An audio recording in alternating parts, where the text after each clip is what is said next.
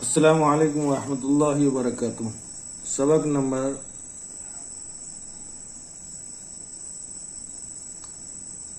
14۔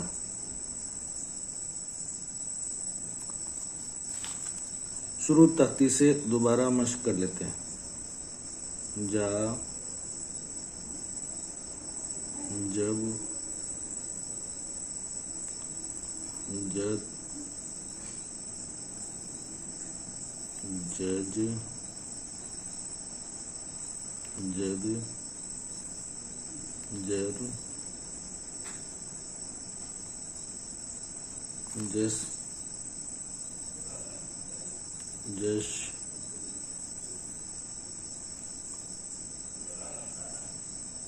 جس، جت، یہ جا، یہ جف۔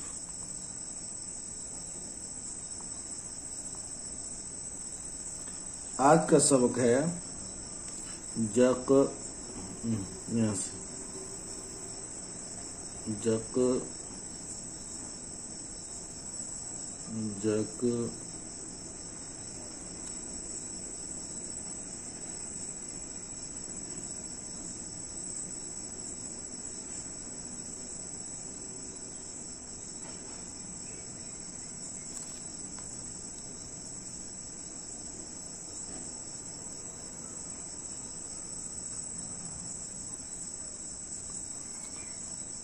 تو آج کا سبق یہ ہوا جگ، جگ، جک، اجل، جم۔ تو سمجھنا یہ ہے جگ کیسے بنانا ہے۔ جیسے ہم نے بگ بنایا تھا بالکل بے عینی ایسا ہی بنانا ہے، صرف جیم کا سر چپکا دینا ہے اور یہ سیدھا لانا ہے، پھر اس کے بعد یہ سیدھا بنانا ہے۔ بعض بچے ایسا بناتے ہیں کہ یہ بنانے کے بعد پھر آگے لے جاتے، حالانکہ کنارہ نوک یہاں ہے تو کاف ہمیں یہاں بنانا ہے نہ کہ آگے، اور پھر اس کے بعد گول بنا دینا ہے جو آپ اچھی طرح جانتے ہیں۔ اور جگ کیسے نے بنا ہے، جیسے بنانا ہے جیسے بک میں بنایا تھا، یہ بک،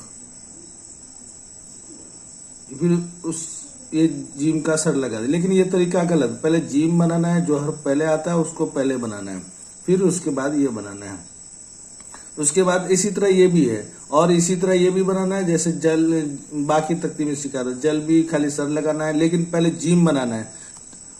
لفظ میں جو حرف پہلے آتا ہے اس کو پہلے بنانا ہے، ہمیشہ یہ یاد رکھیے۔ تو یہ تو جم تک سبق ہو گیا، اور جب میں یہ بتانا ہے کہ جیم جو ہے یہ بنا، بس اس سے آگے نہیں جائے گا، یعنی اس طرح بالکل آگے نہیں جائے گا، بالکل چونچ کے سامنے ہوگا، پھر اس کے بعد میم بنانا ہے۔ یہ آج کا سبق ہوا، اور تھوڑا مشق کر لیتے ہیں۔ رزق طلب کر، را تو ہم نے سیکھا ہی ہے اس لیے صحیح بنانا ہے۔ پھر زا بھی اسی طرح ہوتا ہے، را کے اوپر خالی نقطہ دے دیں۔ کاف تو سیکھا ہی پہلی ترتیب، رزق، رزق، اور طلب یہ تا، چاہے لمبا بنائے چاہے چھوٹا والا یہاں سے اٹھا دے، آپ کی جیسی مرضی۔